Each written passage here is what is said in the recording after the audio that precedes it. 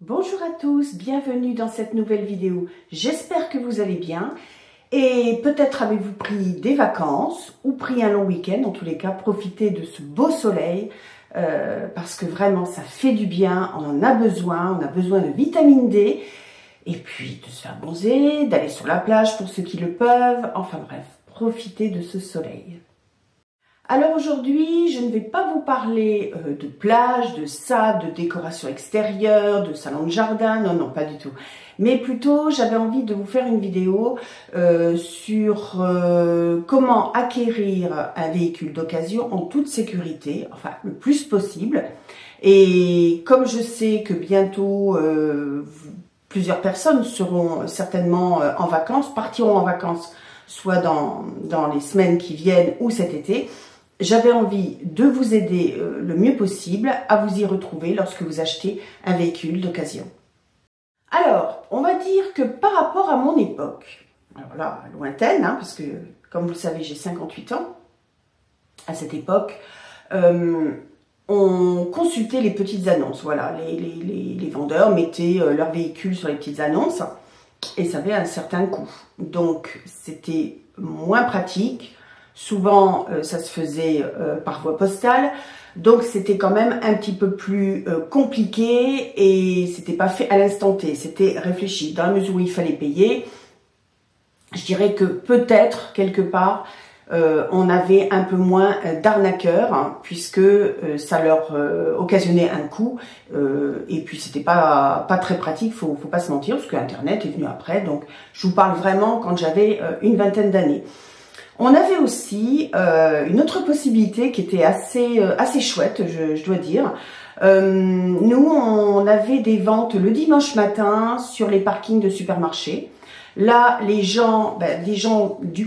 Oula, excusez-moi. Les gens du coin mettaient leur véhicule en vente. Ils avaient tous les papiers, les factures. C'était assez réglo quand même. Et là, vous pouviez venir et vous saviez si une voiture pouvait vous convenir. Vous aviez la possibilité de l'essayer, de la regarder. C'était marrant parce que bon, vous aviez toutes ces voitures les unes à côté des autres avec les vendeurs et puis les acheteurs qui allaient d'une voiture à une autre. Bien sûr, le paiement se faisait en espèces. C'était pas des gros achats, des grosses voitures, mais je trouvais ça chouette parce que souvent, par exemple, les parents venaient avec leur enfant qui venait d'avoir leur permis et pouvaient acheter une voiture d'occasion vraiment à bas prix. Et de manière assez sécure dans la mesure où c'était des gens du coin. Quand ils allaient sur le parking d'un supermarché, c'était souvent non loin de leur domicile. Donc l'arnaque était quand même moins évidente. Ça pouvait arriver, mais bon, quand les vendeurs étaient là, ils savaient très bien, soit ils étaient connus parce que justement c'était une petite ville, et ça évitait quand même bon nombre de désillusions. Alors, où que vous achetiez votre véhicule, je dirais qu'il y a peut-être une règle à respecter en premier lieu lorsque vous allez faire votre recherche. Que ce soit peut-être encore sur, je sais pas moi, le journal de la région, nous on a le Sud-Ouest, ou sur Internet, le plus souvent c'est sur Internet, ou même, vous savez, ces petits concessionnaires de quartier, mais le plus important, je dirais, c'est d'éviter d'acheter un véhicule loin de chez vous. Pour la simple et bonne raison que si vous avez un souci, effectivement, c'est pas pratique. Si vous avez repéré un véhicule à 500 km de chez vous, vous doutez bien que s'il y a un problème, ça, c'est quand même plus rédhibitoire pour faire une réclamation. Donc évitez, je dirais que au-delà de 50 km, je trouve que c'est pas un bon plan. Quand on privilégie la proximité, justement, il est plus facile de se défendre s'il y a un souci. Donc, je dirais, le plus simple, c'est de prendre effectivement un vendeur de proximité. Toutefois, je pense que c'est important d'éviter... Alors, c'est mon avis personnel, je vais peut-être me faire des ennemis, mais les garages peu fiables, vous savez, en général, vous avez le concessionnaire. Lorsque vous voulez acheter, je ne sais pas, un véhicule neuf, vous voulez une reprise sur votre ancien véhicule qui est, admettons, en assez mauvais état, les concessionnaires ne le gardent pas, ce véhicule. Souvent, ils le revendent à des garages, enfin pas des garages, des vendeurs, hein, qui ont un petit terrain, une place, non loin de chez vous. On les voit, c'est vraiment, ils ne font que ça, hein. Ils vendent des véhicules avec des fois 3 mois de garantie. Mais il faut bien vous dire que c'est pas toujours des véhicules fiables. C'est peut-être assez litigieux, tout au moins. On peut tomber sur une bonne affaire, mais il faut quand même être prudent. Et je pense que d'acheter un véhicule chez un concessionnaire peut être gage d'une certaine sécurité. Alors, je dis pas que tout sera bon, mais vous avez quand même quelque chose de plus carré. Le contrôle technique, les vérifications, les réparations qui doivent être faites. Donc, c'est vrai que c'est mieux de privilégier un garage avec pignon sur rue, vraiment le garage qui tient la route, ou le concessionnaire.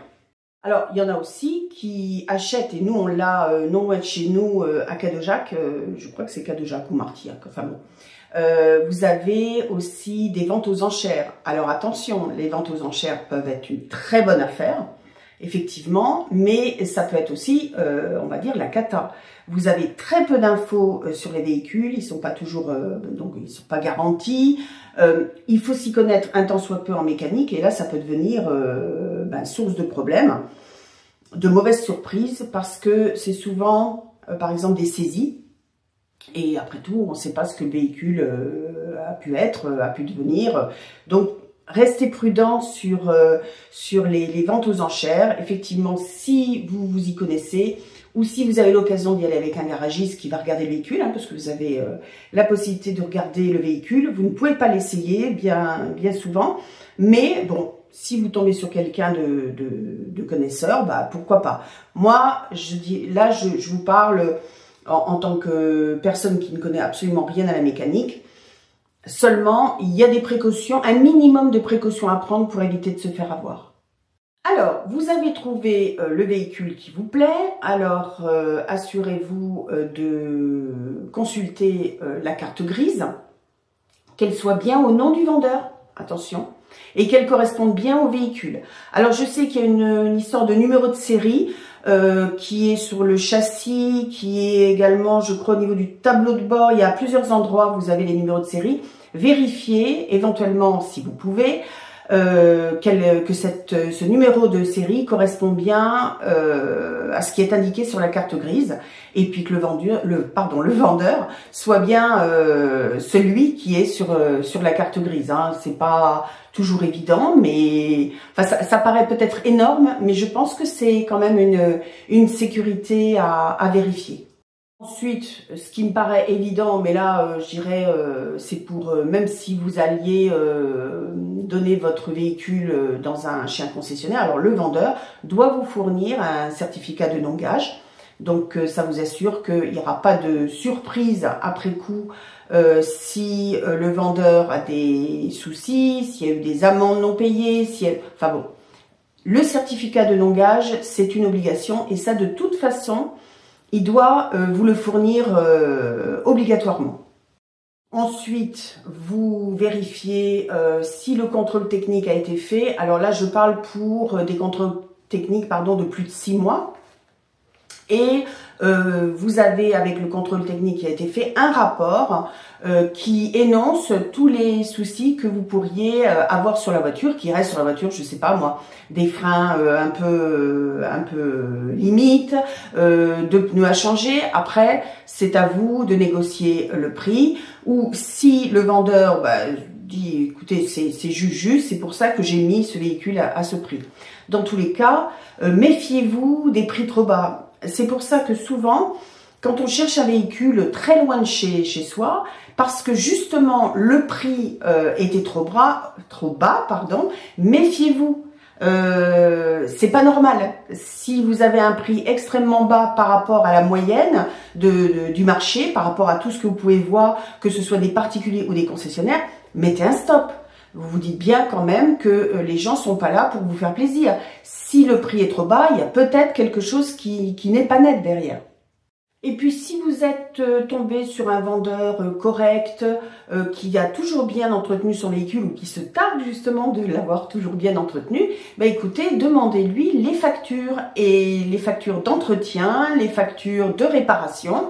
Comme ça, vous pouvez faire un retracé de l'historique du véhicule que vous souhaitez acquérir et ça vous permet de voir effectivement les réparations qui ont été faites. Vous voyez, vous vous dites, tiens, depuis qu'il a acheté ce véhicule, effectivement, le véhicule a toujours été suivi chez un concessionnaire, tout est carré, tout a été fait en temps et en heure. Donc là, c'est une sécurité. Je dirais que un concessionnaire, quand il prend en charge un véhicule, s'il y a un souci, il vous le dit, il vous demande de faire la réparation. Donc logiquement, vous ne devriez pas avoir de mauvaises surprises. Alors, vous avez pu voir que depuis quelque temps, il y a un problème avec certains véhicules, certaines marques de véhicules, des problèmes avec les airbags. Alors, pour information, s'il s'agit de ce genre de véhicule, pas de panique, il y a toujours un certificat qui est fourni lorsque les airbags ont été changés. Donc, je vous mets là une photo, un exemple justement de certificat. Enfin, certificat, je sais que ma fille l'a fait faire, elle a reçu par mail. Bon, c'est fait un petit peu à la va-vite, mais pour vous, c'est quand même une sécurité de vous dire, voilà, ce véhicule fait partie des véhicules avec problème d'airbag. Est-ce que ça a été changé? Est-ce que ça a été la réparation a été faite? Oui, là, on vous fournit un justificatif, le vendeur vous fournit l'attestation, et puis on n'en parle plus. C'est quelque chose qui a été fait, et là, vous êtes tout de suite rassuré. Alors, quand vous achetez un véhicule sur Internet, méfiez-vous des photos. Parce que des photos, ça se trafique. Vous ne verrez pas s'il y a des rayures, s'il y a des bosses, s'il y a des points de rouille. C'est très embêtant. C'est pour ça que je vous dis, n'allez pas trop loin quand vous achetez un véhicule. Parce qu'il faut vraiment pouvoir aller le voir, même avant de vous engager. Il faut savoir que des photos, enfin les arnaqueurs trafiquent les photos. Alors vous dites, oh c'est une super affaire, comme on disait à mon époque, elle est flaque, la voiture, c'est super, je vais vraiment faire une bonne affaire. Attention. Attention, sur Internet maintenant et même avec l'IA, vous pouvez modifier une photo et la rendre magnifique. Hein. Un point de lumière, une petite, on floute à un endroit. Enfin bon, il y a toujours moyen de trafiquer la photo. Donc faites très attention, soyez vigilants. Ne vous emballez pas, vous dites bon là, ça me semble pas mal, je vais aller voir. Voilà, mais lorsque vous arrivez, effectivement, là, il faut faire vos points de contrôle. Donc, la rouille, les bosses. Sachez, par exemple, et ça, c'est pas évident, nous, on a eu un problème de grêle sur notre voiture, mais on ne l'a pas vu tout de suite. C'est quand mon mari a été chez le concessionnaire, qui lui a dit, mais vous avez vu toutes ces petites bosses que vous avez sur le toit de la voiture? Mon mari dit, quoi, des bosses? Mais regardez, ça, c'est de la grêle. Ah bon? Ah non, à l'œil nu comme ça, on ne le voyait pas. Donc regardez bien parce que c'est pas toujours évident, hein, c'est pas toujours des gros grêlons qui tombent et qui font un trou ou une grosse bosse. Vraiment, c'était très léger, mais malgré tout, effectivement, il y avait des bosses dues à la grêle. Donc là, il faut regarder de près. Vous regardez l'état des sièges, vous regardez vraiment l'état du véhicule en dessous. Je sais pas moi, le pot d'échappement, l'intérieur du moteur si vous avez quelqu'un avec vous qui s'y connaît. Regardez l'état des pneus, ça vous avez sur internet de quoi analyser l'usure qui doit être, je dirais, légale. Et puis voir aussi s'il n'y a pas une fuite d'huile. Si vous ouvrez le capot, vous voyez qu'il y a de l'huile, ou que c'est sale, posez-vous la question de savoir qu'est-ce qui se passe. quand je dis de vérifier, donc déjà vous mettez le véhicule en route, vous vérifiez bien tout l'éclairage de la voiture, intérieur, extérieur, hein, bien sûr, les vitres, si elles sont électriques, hein, parce que ça paraît anodin, mais on peut avoir une vitre qui ne fonctionne plus. La fermeture centralisée, vous vérifiez également sur le tableau de bord s'il n'y a pas des voyants qui s'allument. Voilà, donc s'il y a un problème d'état du véhicule, maintenant les véhicules sont quand même assez sophistiqués, c'est tout électronique, donc s'il y a une faille, il y a un problème, en général le voyant s'allume. Vous contrôlez bien le kilométrage par rapport à ce que votre vendeur a énoncé dans son offre, hein, parce que après tout, on n'y pense pas, toujours on s'installe le véhicule, on regarde pas, mais ça c'est quand même important, regardez, parce qu'il peut avoir mis son véhicule il y a longtemps en vente et je sais pas moi, il a fait 20 000 km depuis, bon voilà, ça compte, hein, c'est quand même des kilomètres en plus. Vous testerez également le GPS, il y en a un, la clim, qu'est-ce que j'avais marqué, le chauffage. Quand vous ferez un essai, écoutez, assurez-vous que les freins fonctionnent bien, qu'il n'y a pas de bruit de moteur litigieux, ou des fois, je sais pas, moi je crois que quand il y a un pot d'échappement abîmé, ça fait clac clac clac clac. Bon, moi je vais pas refaire la mécanique, je n'y connais pas grand-chose, mais je pense que quand on regarde un véhicule, s'il n'a pas été maquillé, s'il n'a pas été trafiqué, on peut quand même se rendre compte de l'état général, l'entretien, l'intérieur, si les sièges ne sont pas tachés, en bon état. Après, ça dépend, hein, si vous souhaitez mettre très bas prix, vous pouvez avoir un véhicule un petit peu moyen, mais quand même, je pense qu'un vendeur, même si il y a une tache sur le fauteuil, vous voyez bien si ça a été nettoyé correctement. Alors, si vous avez fait toutes vos vérifications, vous avez acheté, vous voulez acheter ce véhicule, il n'est pas très loin de chez vous, il ne s'agit pas d'un concessionnaire, donc vous vous dites, bon voilà, est-ce que je peux faire confiance? Vous avez encore un doute. Sachez qu'il existe un site internet très bien fait. Alors, ça s'appelle donc Histovec, pour avoir l'historique du véhicule. Donc, je vais vous montrer une vidéo en suivant, qui pourra vous indiquer l'historique du véhicule que vous voulez acquérir et effectivement si ça corrobore ce que le vendeur vous dit, et ça je pense que c'est très bien fait et très important. Alors, je vous montre ici le site Histovec, hein, qui est très bien fait. Partagez l'historique de votre véhicule, jouez la transparence, vous voyez. Donc, vous avez toutes les données. Si vous êtes acheteur, vous pouvez acheter en toute confiance un véhicule d'occasion pour demander donc le rapport au vendeur. À l'inverse, rien n'empêche au vendeur de faire de lui-même la démarche. Vous voyez, donc après vous choisissez votre plaque d'immatriculation, vous avez toute une procédure à suivre, enfin le vendeur a une procédure à suivre pour vous fournir l'historique de son véhicule, comme ça tout le monde est satisfait, il n'y a pas de problème. C'est effectivement une astuce que les gens ne connaissent pas toujours. Il faut, je pense, éviter les paiements en mandat cash, ou en coupons. C'est des coupons je crois que ça va de 20 à 250 € qu'on va acheter chez le buraliste, qui permet, je dirais aux arnaqueurs, hein, là c'est en l'occurrence, de créditer une carte bancaire, et là il n'y a aucune traçabilité, il n'y a aucun moyen de retrouver la personne, c'est très compliqué.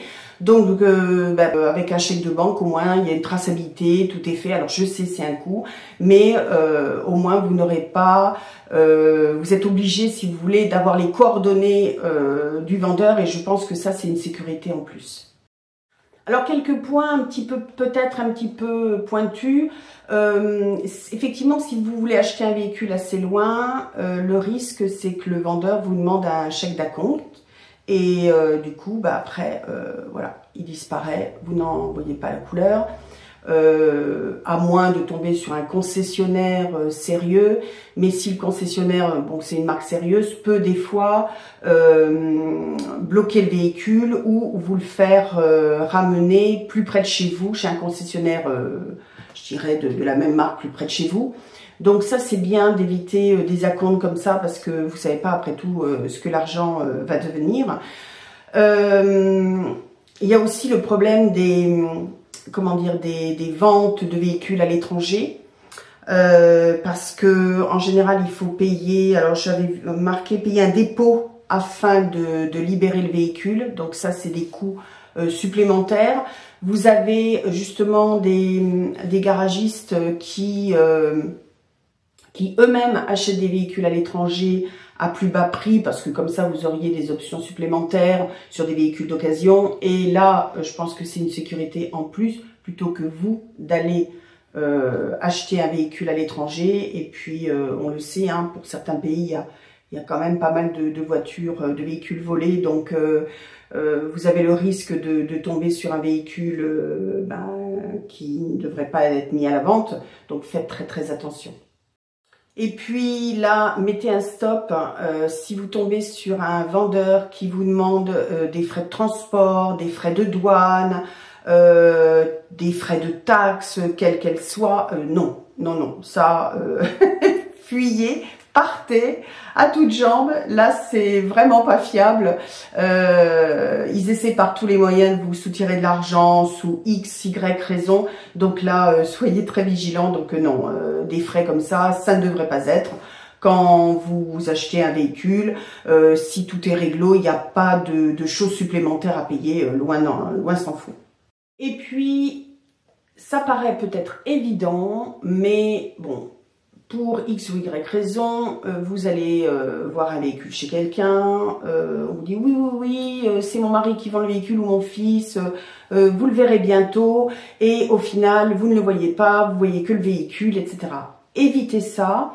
Le mieux, c'est quand même, lorsque vous voyez le véhicule, de voir le vendeur en même temps, parce que justement, ça évite encore une fois une arnaque. Ça évite de payer par exemple un acompte en disant oui mais bon pour faire les papiers mon mari ou mon fils ne sont pas disponibles aujourd'hui, vous me laissez un acompte et puis vous revenez dans je sais pas moi lundi prochain, parce qu'en général ils vous donnent rendez-vous le vendredi, vous revenez lundi prochain, on fait les et puis là on finalise la vente. Mais bon, moi si vous voulez je veux être sûr que vous preniez le véhicule, donc il me faut un chèque d'acompte, etc. Non, là c'est pareil. Quand vous achetez le véhicule, quand vous voulez acheter un véhicule, que vous vous déplacez, il faut que la personne qui vend le véhicule soit là en même temps que vous verrez le véhicule. Hein, je me répète, mais c'est important parce que là aussi, si effectivement la personne n'est pas là, vous dites écoutez, c'est pas grave, si elle est vendue, ce n'est pas grave. Je reviens lundi quand votre mari ou votre fille sera là. Mais en attendant, écoutez, si vous devez la vendre à quelqu'un d'autre, il n'y a pas de souci. Alors voilà, cette vidéo est maintenant terminée. J'espère qu'elle vous a plu, qu'elle vous a éclairé un petit peu pour un achat éventuel d'une voiture d'occasion. Bon, je connais pas tout, j'aime bien étudier ça, vous savez, je vous l'avais dit, tout ce qui est arnaque. Je vous en ferai une autre aussi sur des vigilances à avoir sur internet, quand vous recevez des mails, etc. Voilà, donc en attendant, écoutez, il ne me reste plus qu'à vous souhaiter un très bon week-end. Également peut-être un bon ensoleillé la semaine prochaine. Profitez bien des vôtres, profitez bien de ce super